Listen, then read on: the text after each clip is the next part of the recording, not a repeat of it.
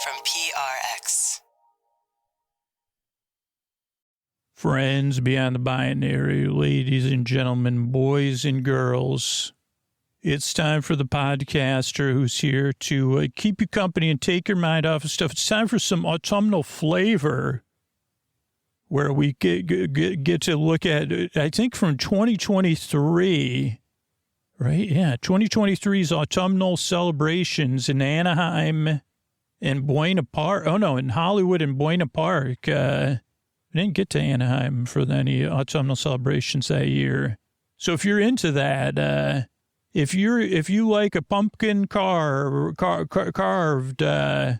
or a kitty cat, like, you like that stuff, like, everything in the autumnal season, we're going to visit, in 2023, we visited 2 autumnal celebrations at Knott's Farm of Autumnal Joy in Hollywood, Joyous Hollywood Night, Autumnal Awesome Nights in Universal. So, yeah, if you're into that kind of thing, these avant-garde reinterpretations or whatever, stay tuned, because it'll be meandering. So I'm glad you're here. If you're new, welcome to Sleep With Me, by the way. It's a podcast here to keep you company and take your mind off stuff and put you to sleep. And I love making the show. If you're new, this show takes some getting used to. So just kind of see how it goes. I'm like a friend. I'm going to talk. You say, tell me about your trips to these autumnal awesome nights. I never heard of that. It doesn't even sound real. Well, let me tell you all about it. Like, first you got to get a ticket, like it'll be like that. We've all had that experience. So then I was walking, right? And then then I took a left. There's a ride on your right. There's like a place that wasn't open yet. That's what the show basically is. So I'm glad you're here. What we got coming up, support, so that paying for the show is optional. Paying for the show is really only for the people that listen the most, benefit the most. Sponsors keep it free for all the new listeners and the occasional intermittent listeners, people going through a tough time, if that's you. Regular listeners, what up? Good to hear from you. Good to be heard. Barely heard, right? So we got support coming up, then a long meandering intro meant to ease you into bedtime, and then our autumnal episode. So I'm glad you're here. Work really hard, and if this podcast makes your life better on a regular basis, we could use your help, and here's the ways you could help the show back. Hey, everybody, Scoots. It's time to talk about tonight's sponsor, Helix, and this is going to be an interactive experience or indirect interactive. So you're going to go to helixsleep.com/sleep. That's where I'm going now because I'm trying to pick out a new mattress. I moved. I couldn't bring my Helix with me. I miss it so much. So I'm going to take the sleep quiz. And I'm looking for a queen size. And, first thing you do is pick your sleep position. I sleep mostly on my stomach, a little bit on my side. I do it, I guess, but I'm tossing and turning most nights. So I'm going to pick toss and turn. My preference has changed over the last, traveling. I think I do prefer a firm feel. So I'm going to pick firm feel. Do I ever wake up with back pain? Sometimes I do. So I'm going to pick sometimes. And how often do you sleep hot? Every night is when I sleep hot. I got to stay cool. And so the mattress I got matched with was the Helix Twilight. It's a firm feel, 2-edge support, breathable cover for side sleepers. And I do think I want it with the Glaciotex cool cover and cool force layer. So I'm going to pick out some more details here in a little bit before I get it. But that's how easy it is to find the mattress that suits you and your needs, right? I want the mattress that fits my needs. Doesn't mean it's going to be the best mattress for you. That's what's amazing about Helix and their quiz. You just take the quiz. You see if it fits your needs. You take it with your partner. You pick the mattress you get matched with. And then it comes straight to your door, shipped free of charge, and you just set it up, and you're good to go.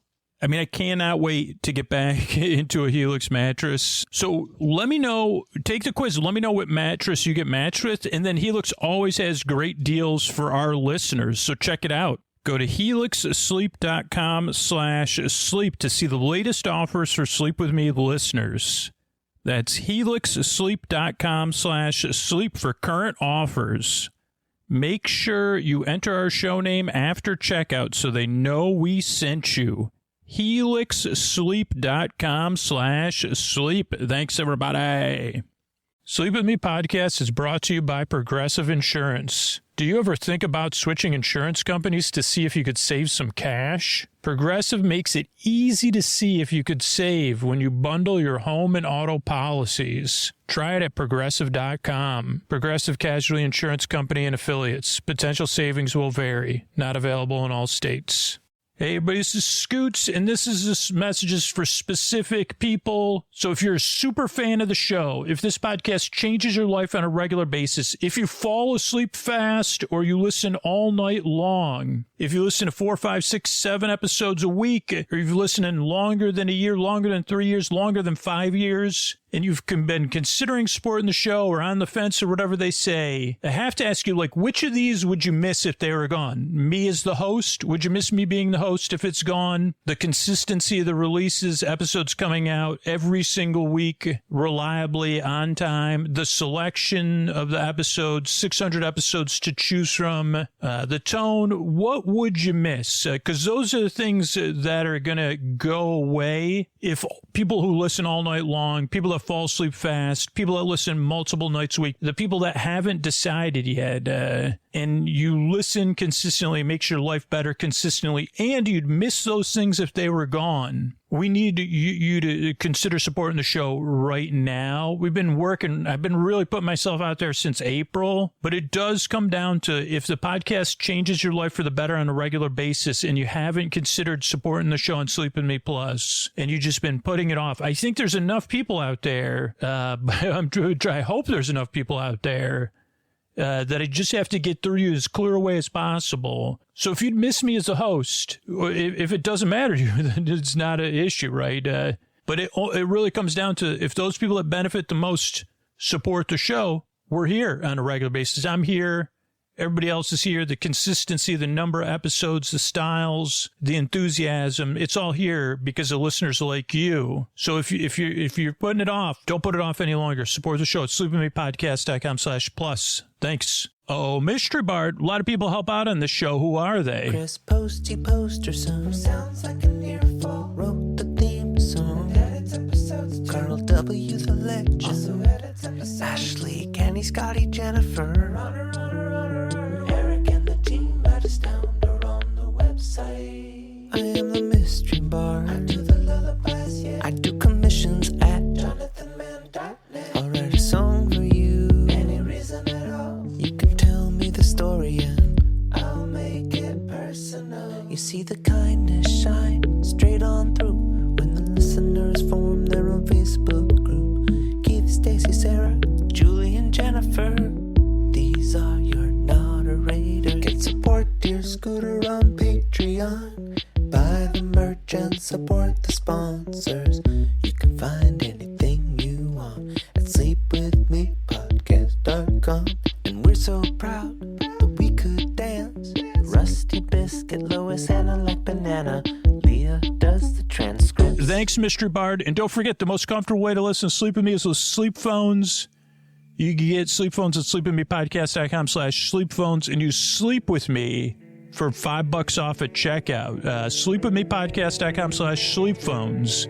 You sleep with me at checkout. What do you say we get on with the show? Hey, are you up all night tossing, turning, mind racing, trouble, getting to sleep, trouble, staying asleep? Well, welcome. This is Sleep With Me, the podcast that puts you to sleep. We do it with a bedtime story. All you need to do is get in bed, turn out the lights, and press play. I'm going to do the rest.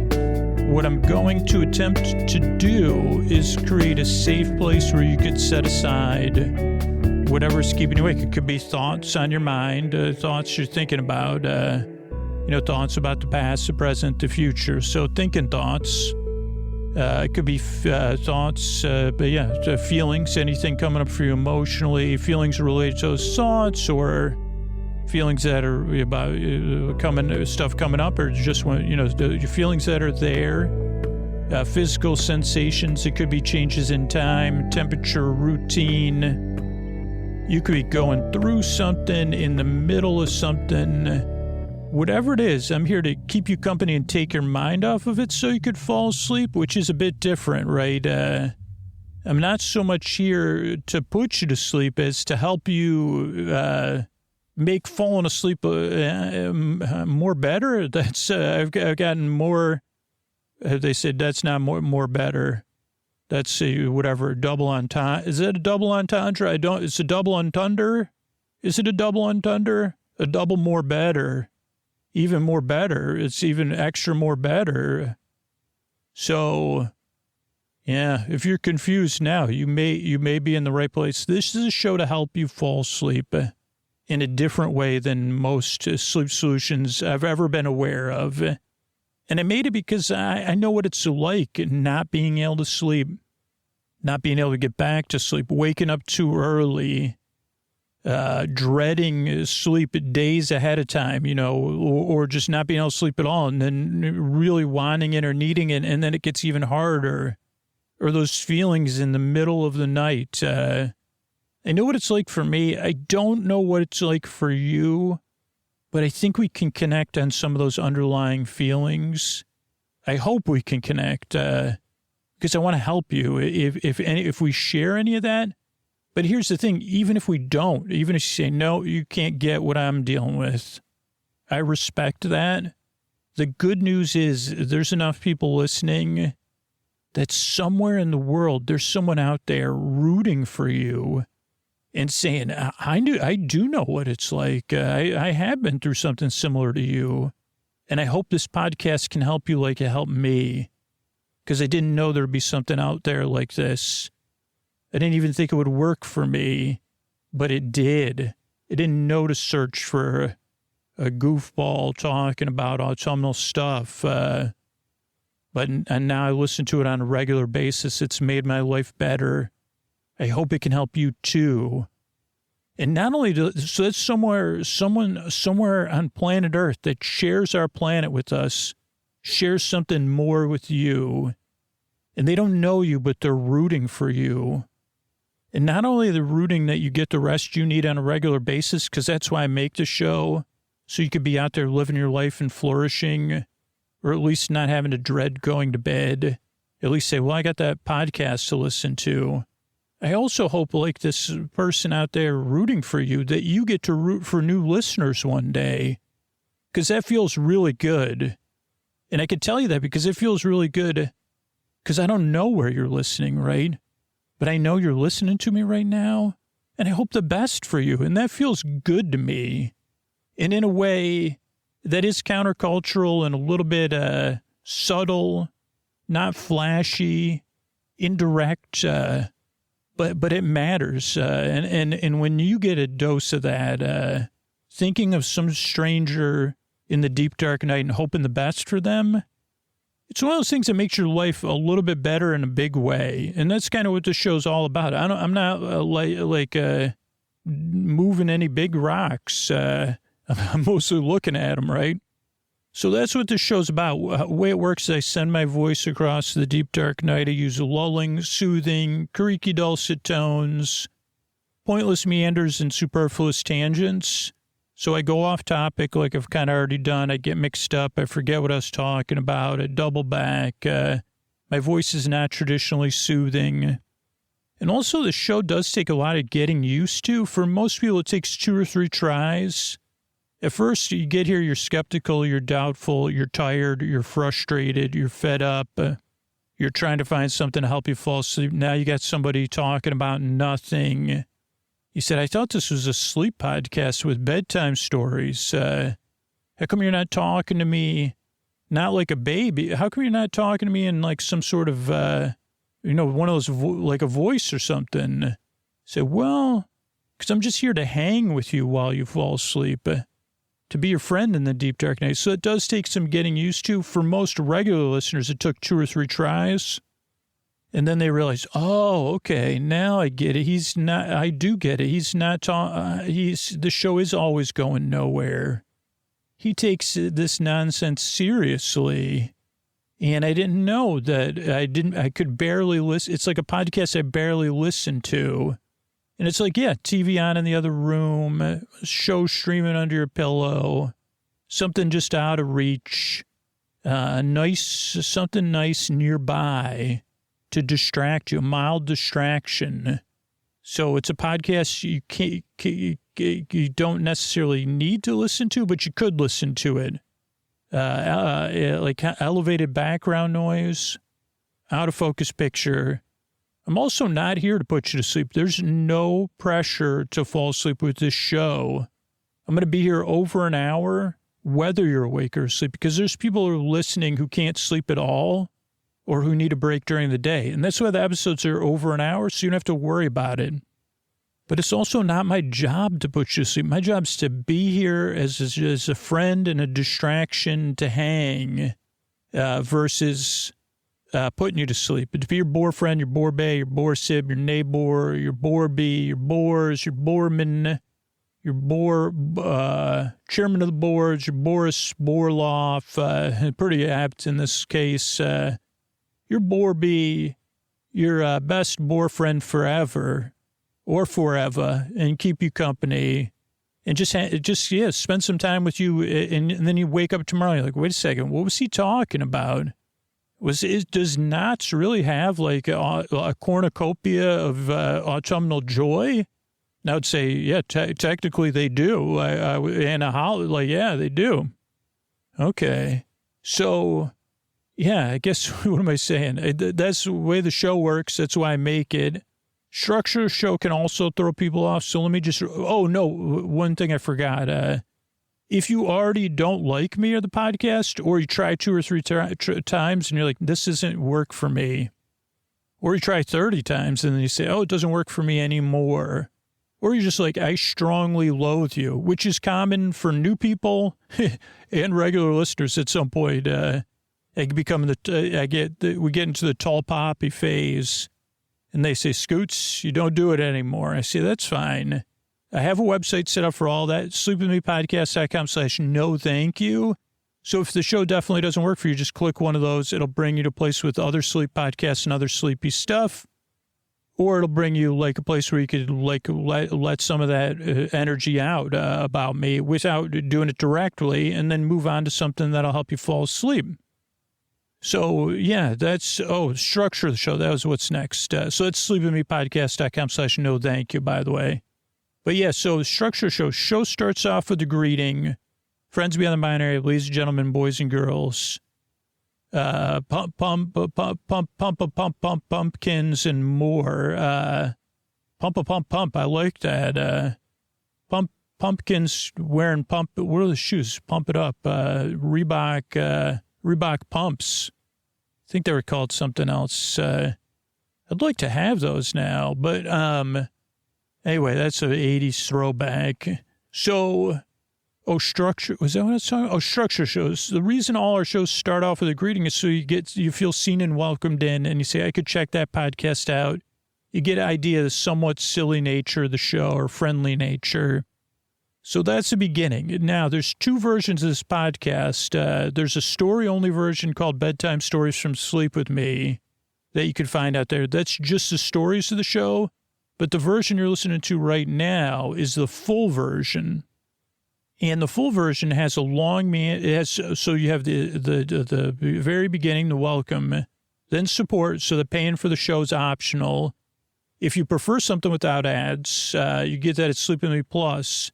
But most people that are they only listen for like 6 months or something, or they're just going through something, or if you're new, the sponsors cover for you. Then after the sponsors, totally separate from the sponsors, a long meandering intro meant to ease you into bedtime, not to put you to sleep. And that intro is about 10 to 15 to 20 minutes long. Sometimes it's 11, 12, 13, 14, 16, 17, 18, 19 minutes even. And the reason, the intro is supposed to introduce the podcast to new listeners, but also like regular listeners have a familiar structure. Okay. But I make every intro different, whatever we're at, 1,400 plus episodes, because I believe that variety is a key part. There's like a familiar reassurance part of sleep podcasts, but then there's a variety part. And having that variety keeps, whatever keeps us awake, keeps it distracted, at least a little bit, or makes it more effective. And it shows effort, right? Like, I'm not just here to dial it in. I'm here because I care and I want to help. So that's why the intros are different every time. Now, the reason the intros 15 to 11 to 12 to 13 to 14 to 15, 16, 17 to 18, 19, 20 plus minutes is also to ease you into bedtime. Like, it could be a short intro, but what I learned over the years is it doesn't work as well as easing you into bedtime. So if you decide you don't want the intros, check out Bedtime Stories from Sleep with Me. But for most people, getting eased into bedtime and listening while you're getting ready for bed, while you're in bed getting comfortable, or while you're doing some wind down activity, chilling out, is what works for me personally most of the time. And what seems to work for a lot of listeners is having some sort of wind down routine that's nice. And I can just be a part of that wind down routine. So then you have something nice to look forward to every night, that's just what works for me. Oh, okay, I got my book. I know I'm going to go outside first and I'm going to do like a little bit of the writing or whatever I do. You can find what works for you. And this podcast could just be one part of it. And maybe you even move on from the podcast. I love it when people graduate from the show. Really, it's like, cool, you're sleeping good now. So that's the intro. Then there'll be support between the intro and the story, again, so that the show could come out all the time, everywhere, and benefit the most amount of people possible. And then after the support, we'll be covering our autumnal house tours put on by a couple different theme parks. Or I don't even know how long it'll take us to get through one of them. But yeah, so I'm glad you're here. I work really hard. I yearn and strive. I really hope we can help you fall asleep. Thanks again for coming by. And here's a couple ways if you're a regular listener, we're able to do this for you on a regular basis. Thanks.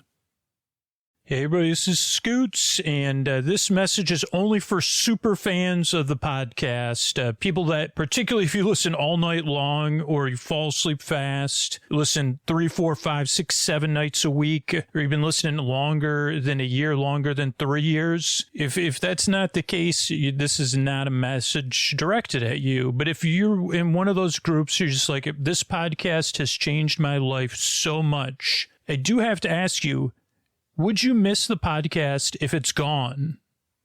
And if the answer's no, or nah, I'd find it something else, or yeah, no, I have 3 sleep backup podcasts, don't worry about it. But if you would miss this podcast if it's gone, and you have not considered supporting the show on Sleep With Me Plus, we really do need your support. We've been trying to get it since April, and I've been really working hard at just getting your attention. And it's fine if you've decided not to support the podcast, but if you've considered it and are putting it off, don't put it off any longer, because if you'd miss the podcast if it's gone, and you haven't considered supporting the show on Sleep With Me Plus, I mean, not only do you get tons of amazing bonus content, but it's what keeps the show around. So if you'd miss the show if it's gone, and you haven't considered supporting the show on Sleep With Me Plus, please try it out right now. Right now. Don't wait till tomorrow. Set up the bonus content tomorrow. But if you'd miss the show if it's gone, take action right now. sleepwithmepodcast.com/plus. Test it out. See what you think. And become a part of the future of this show. And it'll be around. That's at sleepwithmepodcast.com/plus. Thanks. All right, everybody, Scoots here. This is our autumnal... Well, I guess I don't know how long this episode will be, but this is a look at, Ray, my daughter, and I. We make trips. Well, I don't know. This will come out in 2025. Our lives have changed. Hopefully, it'll still be a tradition for us, but I'm not positive, right? So, but this was a 2023 trip. 2020. Well, yeah, 2025 is the year I'm recording this. 2024 was last year, which we unfortunately weren't able to attend last year, even though we were trying to, which is a whole nother story. Ray could tell that one day. But in 2023, we went. I don't think I recorded an episode when we stayed in California. And just in case you've never heard one of these episodes before, I think this is the 3rd episode we've done. If probably near you, they have these. Sometimes they call them houses of autumnal joy or cornucopia houses.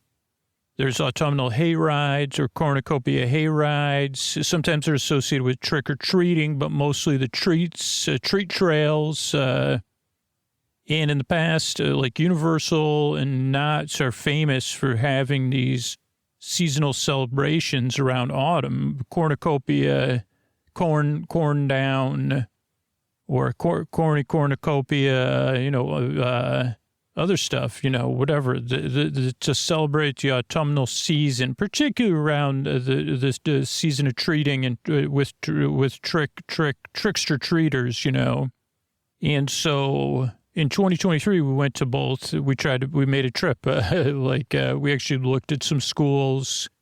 We drove down through after school on a Friday or I guess or a Thursday. I don't know. And then we went to the one in Universal Hollywood. And then the next day drove to Knott's Berry Farm and went to the one at Knott's. So we'll just run through these and see. And if I go over, then I'll combine it with 2024 or something. But yeah, let me see what I remember. So this is my first time going to the one, or any of us, the three of us going to the one in Hollywood. And we had driven late into the night to get down there, and then we had looked at a school during the day, so we weren't able to get to the park we were unfamiliar with the process. And now value wise, I think the one in California is actually a better price, but I don't exactly know why. And I know we had to wait in line. And we were supposed to get in a little bit early, and then there was confusion. And, of course, when there's confusion, non-scooter Drew gets turned on. But I was able to tell them, oh, no, this is I think one person was like, that's not my understanding of your ticket. And I said, no, actually it is. Just double check with somebody. And they said, so they did. And they said, oh, okay, I guess it is. You're right.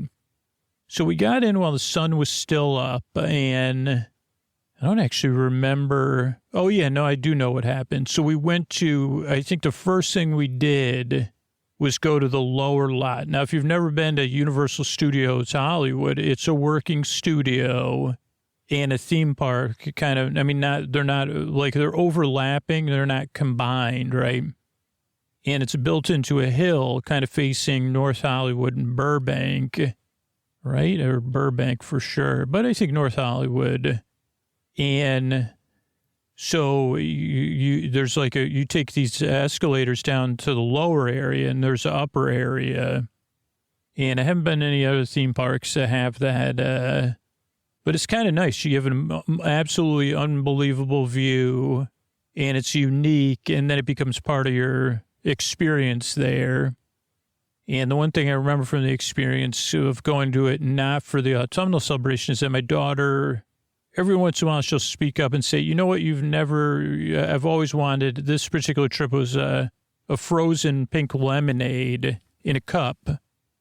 And you've always, denied me that. I said, okay, why don't you get yourself, and I think one of the escalator changeovers where you go from one escalator to another, there was someone selling it. But I remember we went to the lower, we wanted to be there right when it opened, right in line early. Just like what Ray says, get there before it starts or whatever. And I think we did everything we could in the lower lot, starting with the one Otter Things had their own Otter Things Autumn, it was called.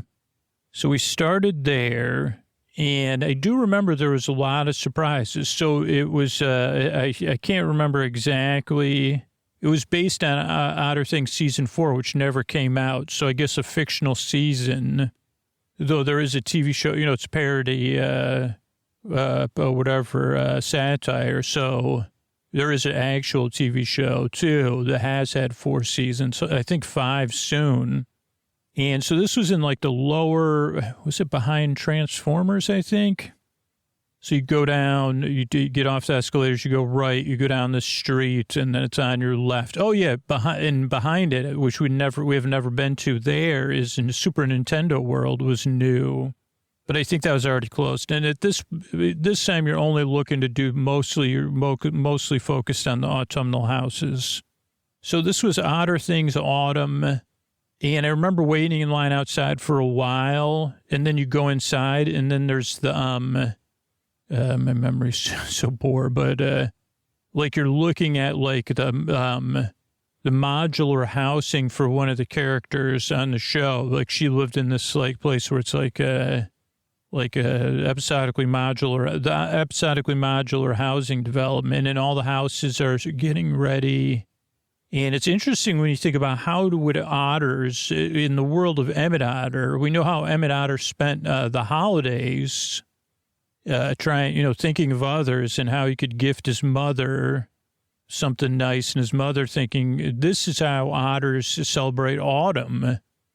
And it's interesting because if you would say that's a dam you're building, that's an autumnal dam you're building, really. So it has, and at first you might think I'm, being facetious, but think about dams otters built, but this is fictional, right?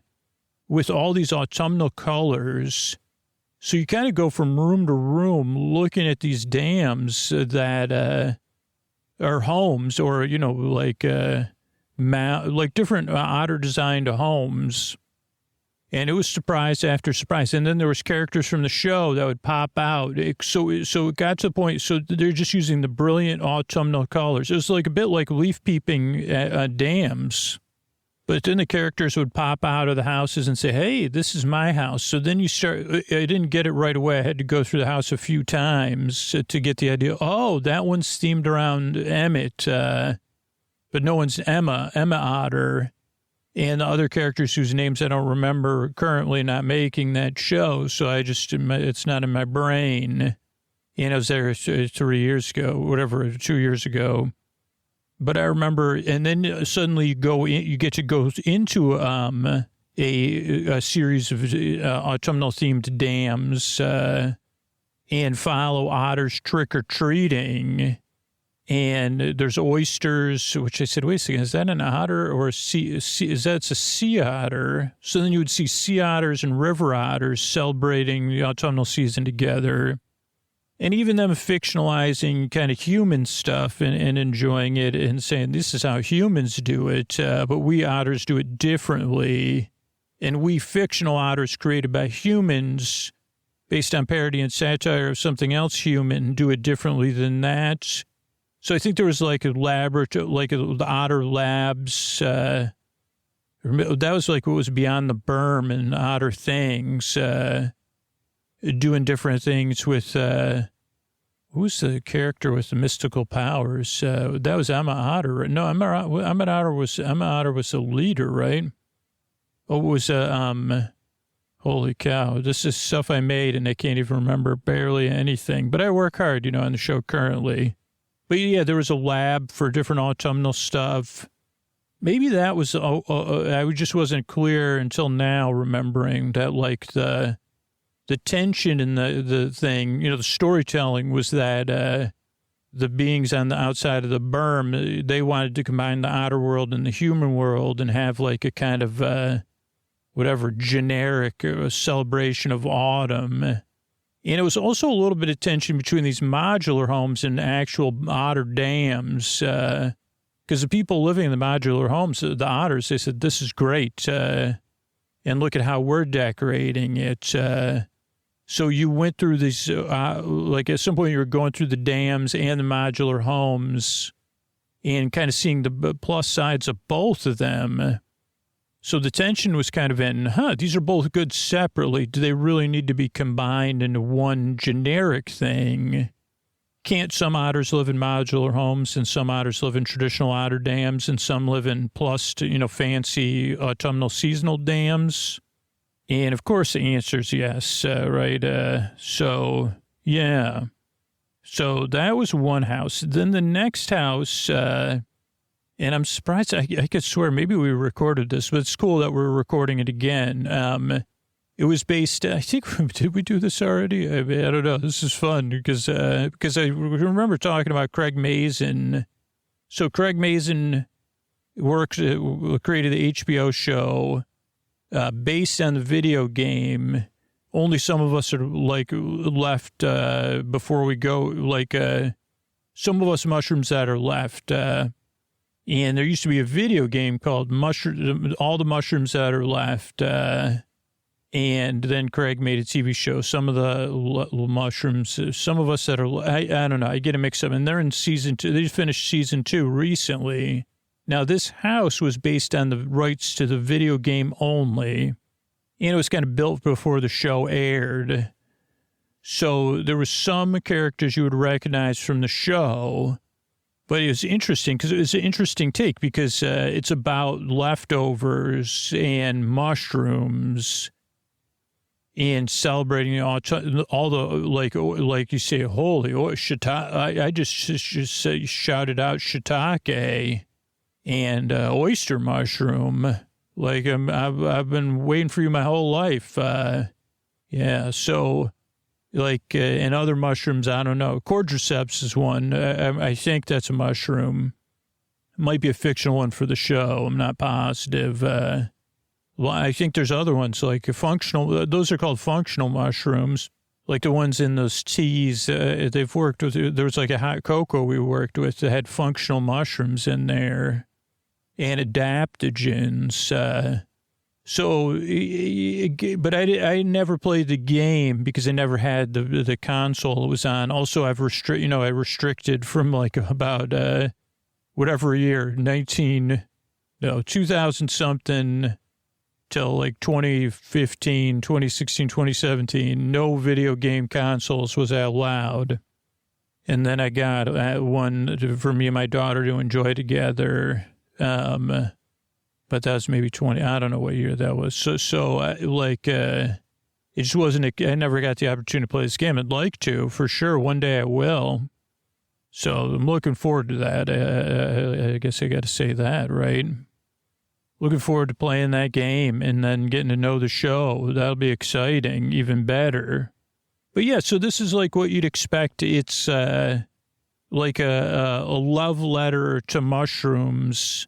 If mushrooms became sentient and you were writing like love letters to mushrooms, so you'd go in rooms and they like the whole idea, it's a bit easy to explain, which makes it hard for me to explain. But basically saying we realize some people don't love mushrooms, but mushrooms are great. And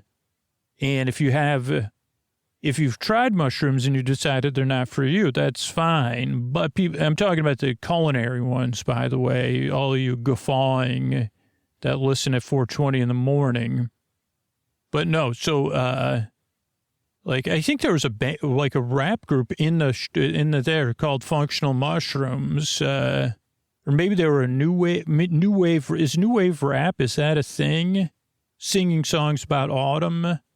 But the simple idea is that mushrooms are great and leftovers are great. So please don't say it under your breath like mushrooms. These aren't oyster mushrooms. Oh, what's the other one? There's a big one. What's that mushroom called? Portobello. And there was even a fake port called Portobello. I thought that was witty.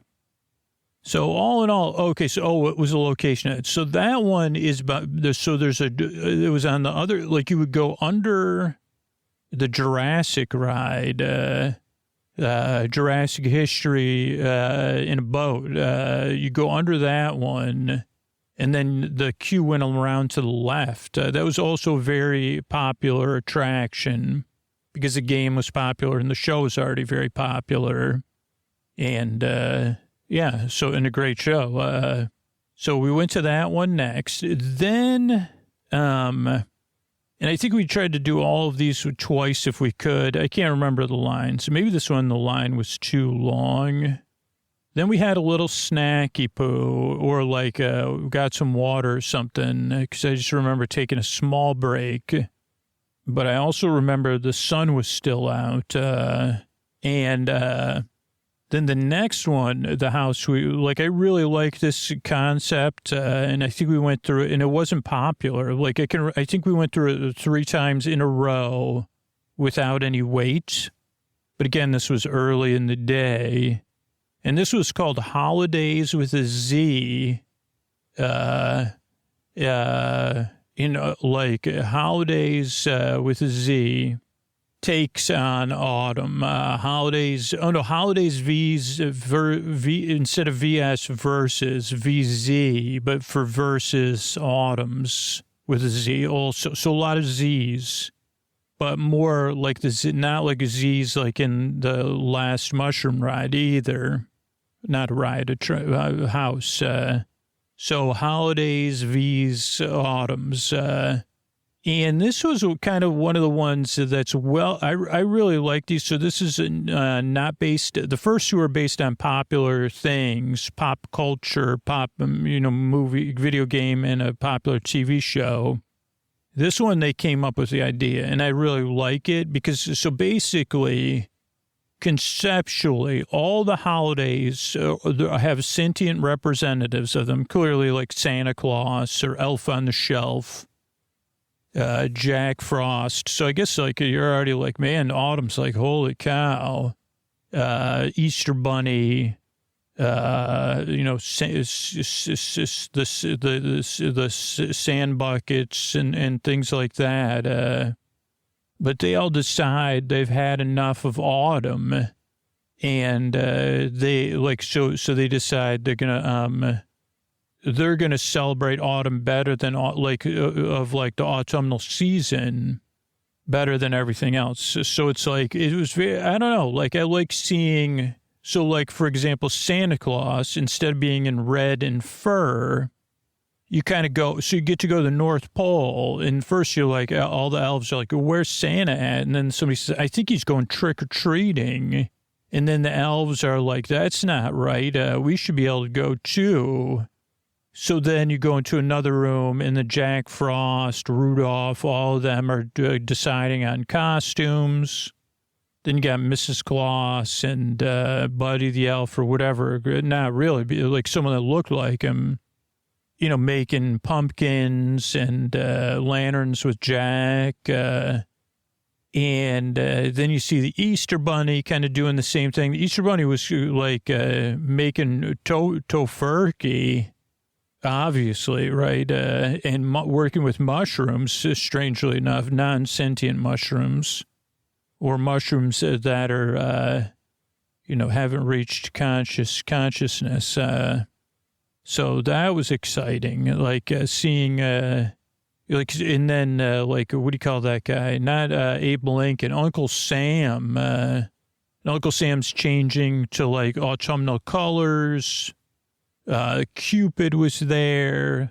So everything like familiar but changed, and then being ready, because they thought story-wise that they were going to out autumn by celebrating autumn. But autumn's a trickster. Oh boy, that was the ending. It was so good.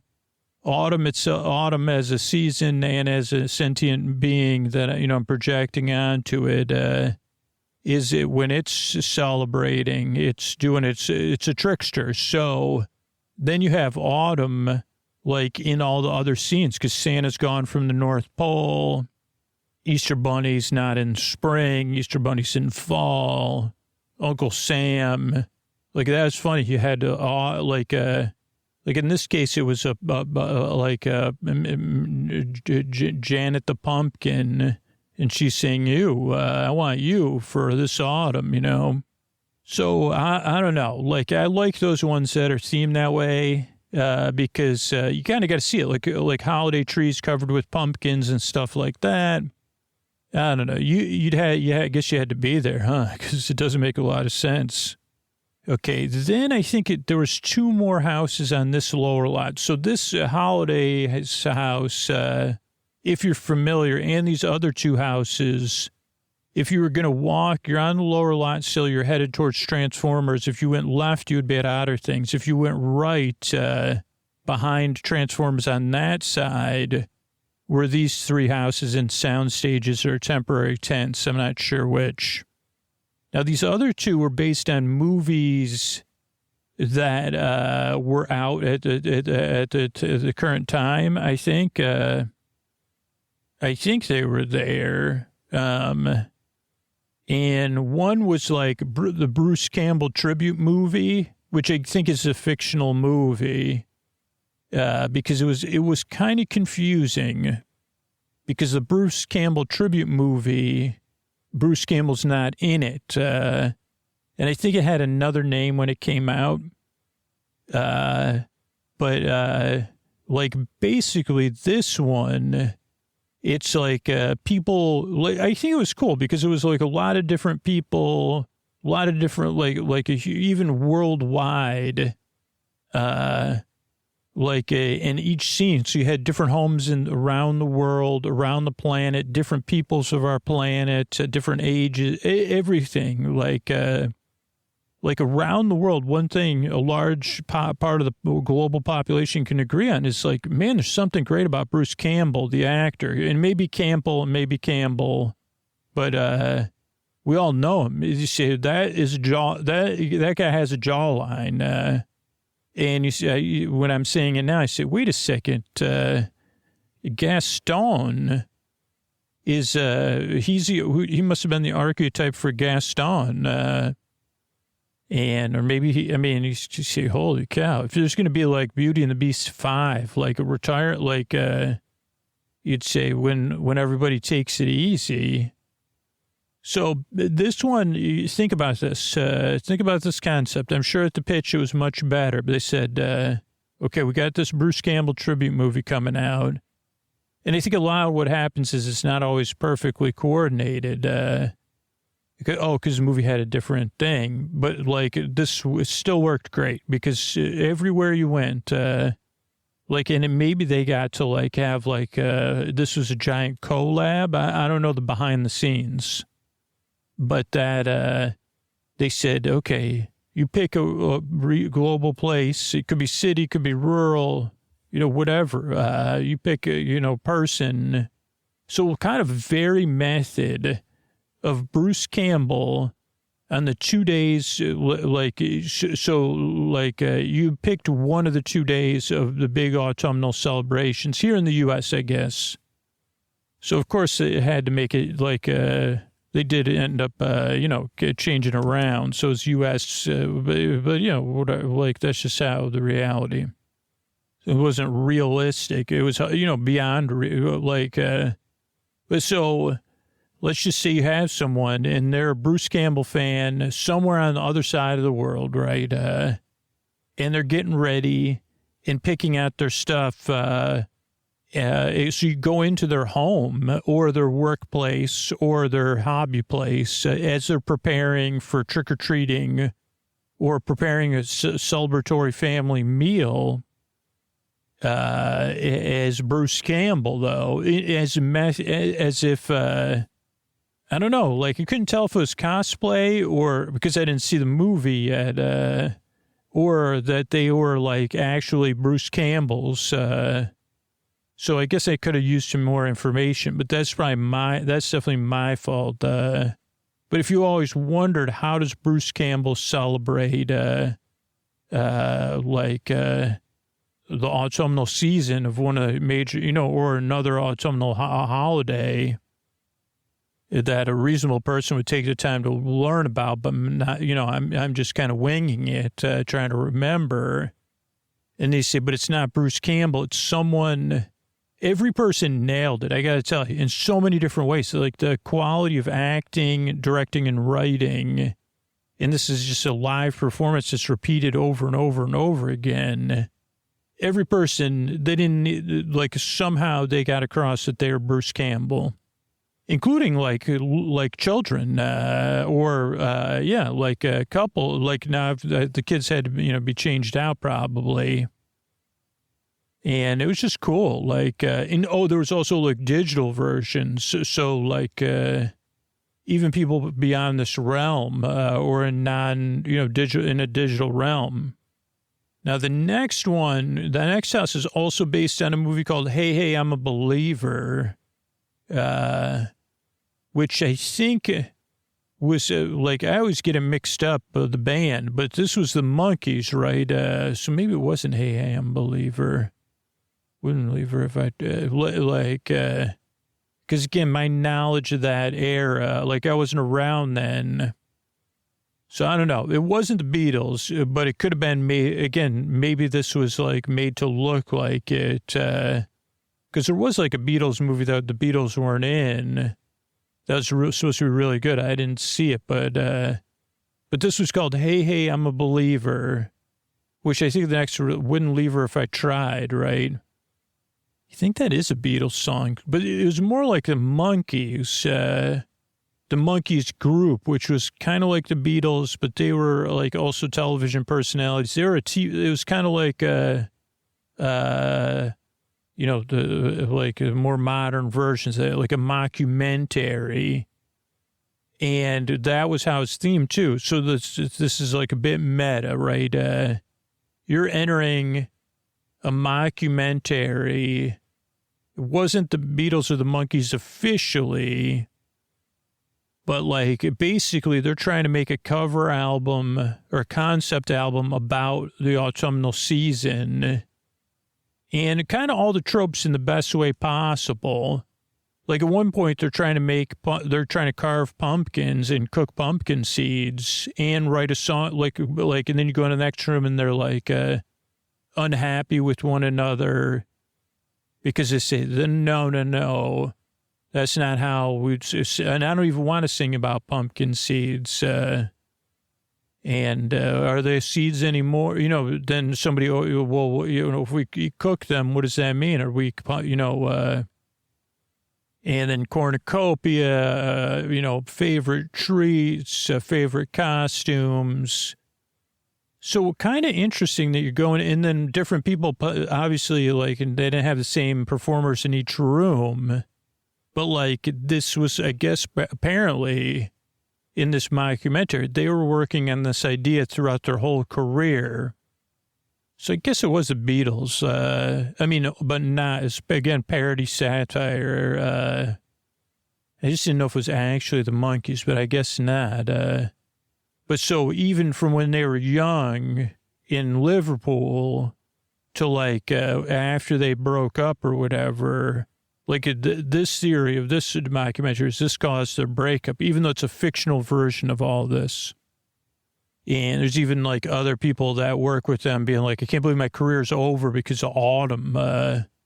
Like a song, who knew, Cornucopia concept album. I mean, everyone was like, that's not going to work. I mean, conceptually, but you can't title it the Cornucopia concept album. Just too many syllables, clearly, and also spelling cornucopia. Unfortunately, I guess it ends not on an up note because they release the album because even after they break up, the two, in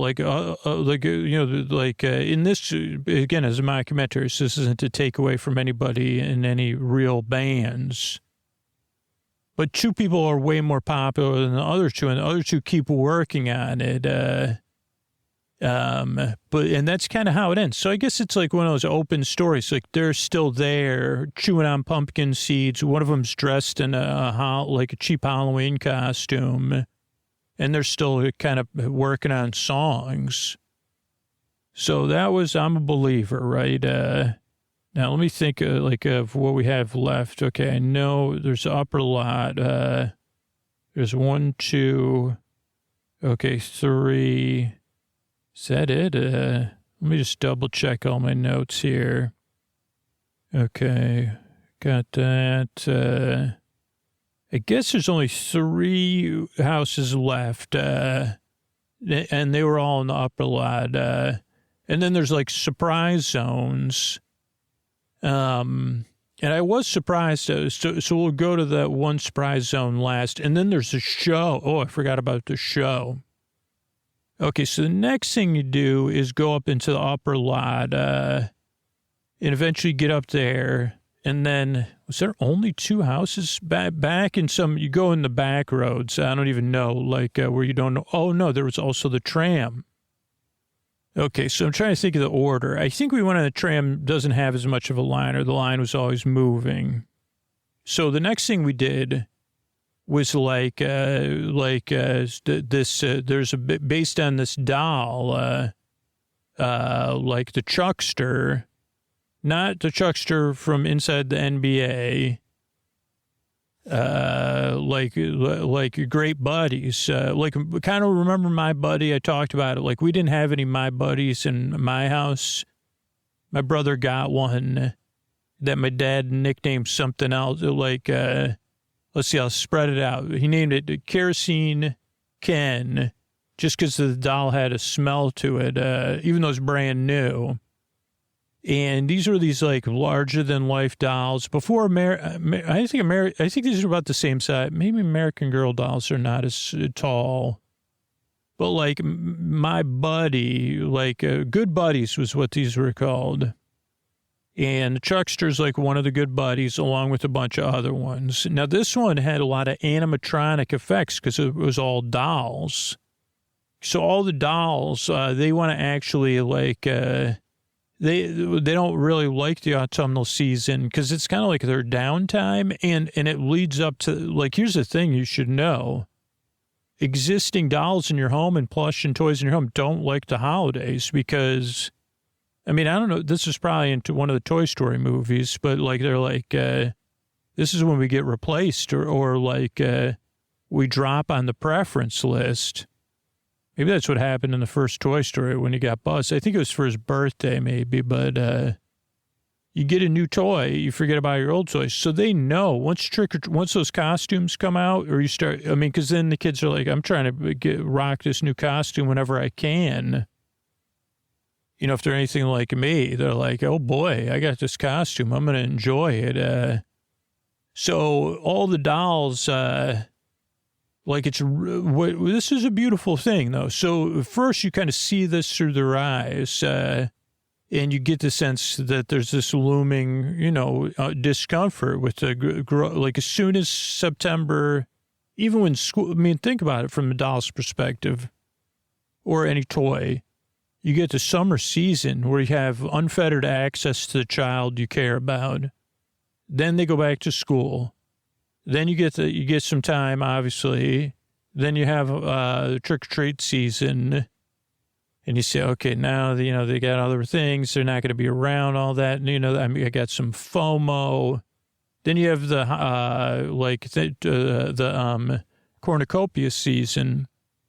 People go out of town more. Whatever you might have kids over that are, you know, their cousins or whatever. The toys might, you know, they're like, I don't like being played with by this kid. And then you have the holiday season where you could be, what was that, usurped or whatever.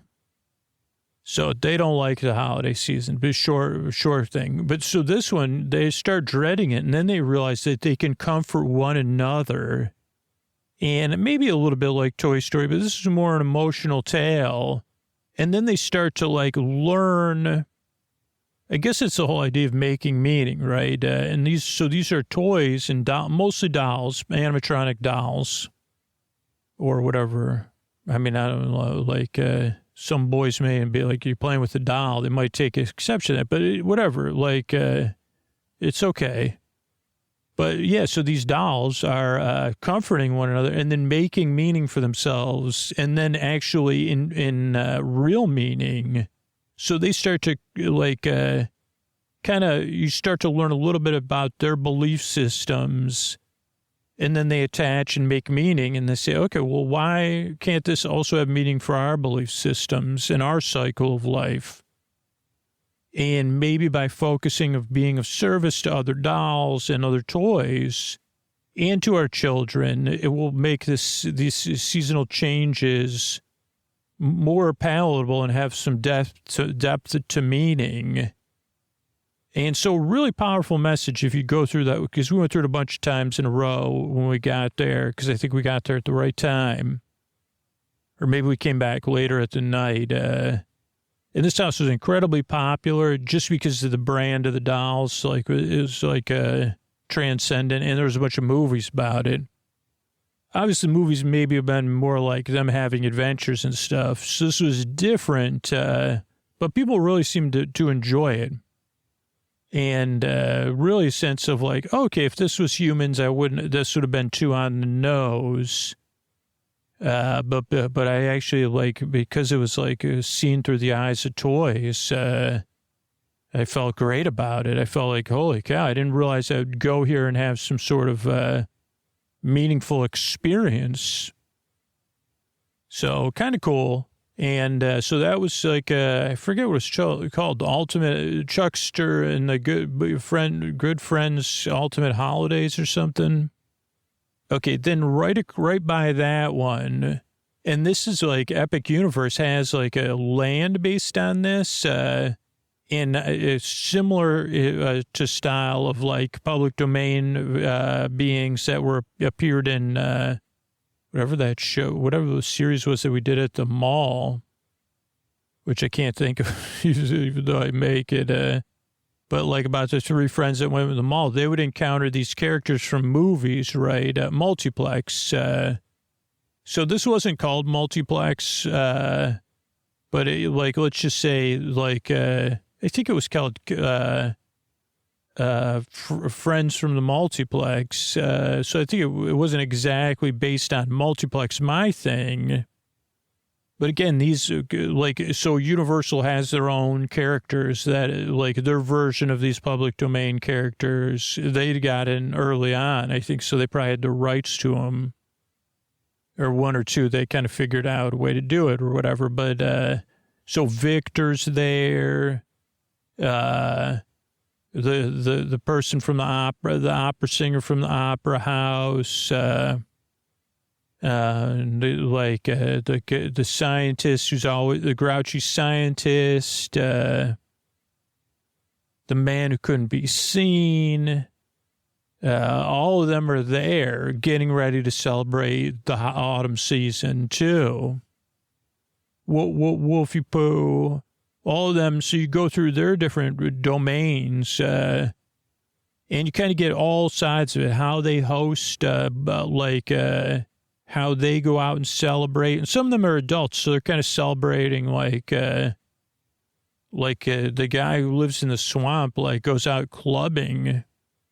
Guess it gives a whole new meaning to the multiplex mash, right? But yeah, they kind of it's just cool because it's all these familiar locations, familiar very iconic characters in this case. And so very immersive, like set pieces where you're being immersed and you're kind of seeing things like you're in their world as they're preparing for these holidays. So really cool stuff. Like they're getting ready. They're picking out their costumes, decorating, a lot of decorating, because you say where, like the opera house, and then below the opera house and the lake. So I'm going to make the lake turn autumnal colors and, leaves and what do you call those? Cranberry. There's a cranberry bog. And what I said, is that you're going to need some cranberries later. So that was cool. And then the last house was up on the, closer to the entrance. I can't remember any of the surprise zones other than the one by this one and this one. Oh wait, there was another one up there though. I think maybe not. Maybe one of the ones I already described was up there. But so this one, so the zone and the house, were based on autumn in Latin America, which you got to remember is on a different hemisphere than us. And they even said that you go in and there's first there's a teacher teaching a class of people that are kind of like me, not paying attention, not as thoughtful. So it's kind of cool, the way they did the exposition, because kids are asking questions, and this is acting, so there's kids not paying attention too, and kind of she says, yeah, well, just remember this is so it's going to be leading into their summertime. But also kind of learn, you get some of your others like a little bit wider of a celebration, right? They say autumnal tapestry, immersed in the folklore of Latin America, and a tapestry of autumnal joy. So this is kind of two-parters because one is, it's not, they do like, the house has two parts. So it has like them celebrating like in the same calendar time as us. But then as you go through the house, then you go through the summertime, which they made it warm and stuff, which is winter. So you actually do see like a little bit of the holiday season, the winter holiday season. But for them, it's summer. So then you're even walking through sand and stuff. But then you go into their fall season and eventually you get there, right? Because you go through winter, or no, summer. You already barely starts in the spring to summer. And then autumn, right? So you get to their autumn, spring, summer, winter, autumn, fall, winter. Okay, yeah. So you get to their winter eventually, and that's when you leave the house, when just it's starting to get cold. So this is the first house I've been in that was like a lot of weather effects and temperature effects, not too much, but definitely enough to notice. Like it's hot and humid because you're in different parts of Latin America, right? And you're in the drier part and it's hot. And then like even the wind at the end and the leaves changing and seeing the different, even though it's like fictional, like set pieces, like seeing like, oh, well, these are different forests than we have here a little bit. Some are similar. And then some of the cultural celebrations and stuff like that. So all in all, really good house. And then outside the same thing. Like, yeah, riverbanks, markets, plazas, spelunking, forestry, rainforests, fog, rhythmic sounds, directional audio, corn, a lot of corn, a lot of smells too, like of the riverbank, of leaves, of summer, I guess, which is like sunscreen and like ocean water. Okay, so that was that one. Let me just make sure. So there's two things left to talk about, right? Yeah, that was all of them. I may have misplaced one on the map. But so there's two other things you can go there for. One is the tram tour. So that's kind of cool. Like you only take the tram and it relocates you, and then you go through and they have like the areas. It's kind of cool because you get to walk through the areas that you normally drive your the tram through, and you kind of go through.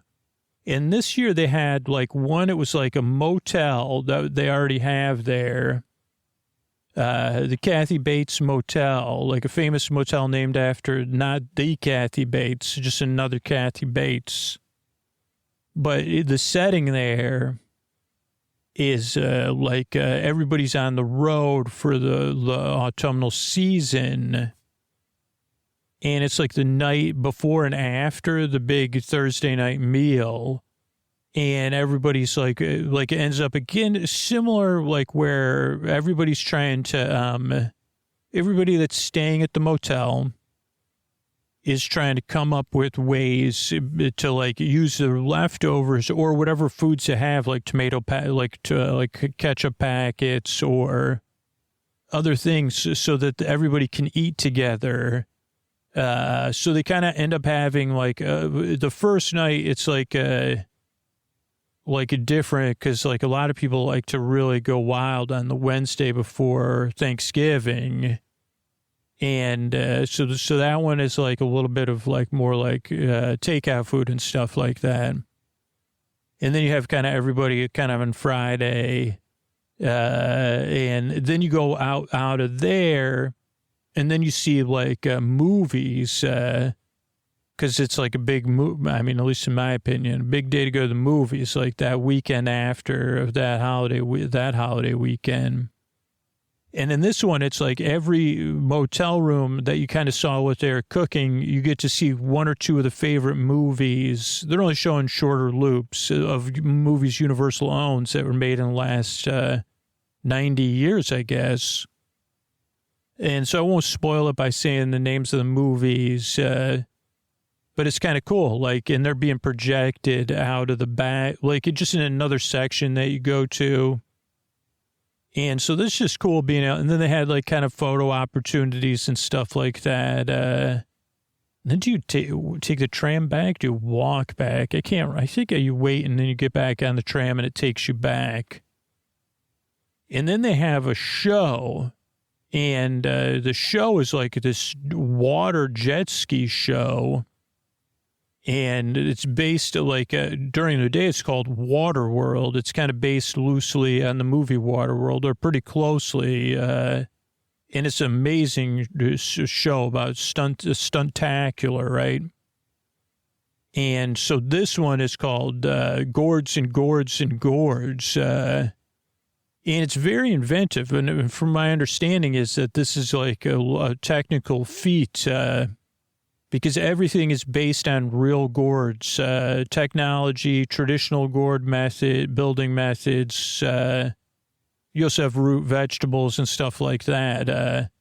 So they're doing stunts or using like a jet ski made out of gourds or a boat, or people wearing like gourd shoes, like hollowed out, dried pumpkins that are airtight, and walking on the water, dancing on the water, like giant ones. Like, and then there's like the big finale is like they start like raining down. Then this giant one falls down, splashes, and then people pop out of it, and you're like, holy cow. And then, like, even people running on, like, you know, what do they call it? Log rolling. This one has, like, people running on these gourds, even. Gourd racing, gourd juggling, gourd throwing, gourd catching, gourd magic, like, stuff disappearing and stuff like that. Kind of a feast for the senses. There's so many surprise. I mean, I'm not going to tell you any specifics because I want you to see it for yourself, right? And so that's like, so yeah, it's probably a good place to stop because, and I'll do the Knots one on another episode down the road or something, or next holiday season. I'll figure it out, right? But I'm glad you're here. Thanks for checking the show out. Check out, take your family members or celebrate how you make meaning for yourself, like the Chuckster and the Good Friends did. And I hope you enjoyed this little tour of Universal Hollywood's 2023 Autumnal Cornucopia celebration. Thanks and good night, everybody. Hey, boys, this is Scoots. Before you go to sleep here, this is just a tuck you in message. For super fans of the show, super listeners, people that listen all night long, people that fall asleep fast, maybe I caught you somehow, people that listen 4, 5, 6, 7, 8 episodes a week, people that have listened longer than a year, longer than 3 years, longer than 5 years. If your life has changed, I've been saying this since April in a really direct way, but if the podcast makes your life better, it has changed your life, and it's not replaceable. Like, if you have something you could replace this podcast with, don't worry about it. But if you say, man, I'd have trouble replacing this show. Scoots didn't make the show anymore. I don't know how I'd feel about somebody else making the show. If Sleep With Me was just gone, or if it was behind a paywall, if there was less episodes, less free, or if the show was just not there, would you miss it? Would it be hard for you to replace it? If that's the case, please consider supporting the show. Test it out even. Just sign up right now. Don't wait till tomorrow. Because most people that wait for tomorrow wait a few years, to be honest, or maybe never support the show. It's always tomorrow. Don't wait till tomorrow if you're going to miss a show. Support it right now. Set up the bonus content tomorrow when you're rested. But You could do that, sleepwithmepodcast.com/plus, sleepwithmepodcast.com/plus. Then you don't have to worry about any of this. And also, like a lot of people that aren't in a position to support the show or having to cut back right now, you'll be supporting the show for them too, which is pretty cool. But if you've been thinking about it and you haven't done it, you're who I'm trying to get a hold of. Because a lot of people, more people have decided they're not going to support the show than support the show. But it's the people in the middle that I just can't quite get a hold of that are going to change the future of the podcast either way. So if you're one of them and you'd miss the show, support it. Sleepwithmepodcast.com/plus. Thanks.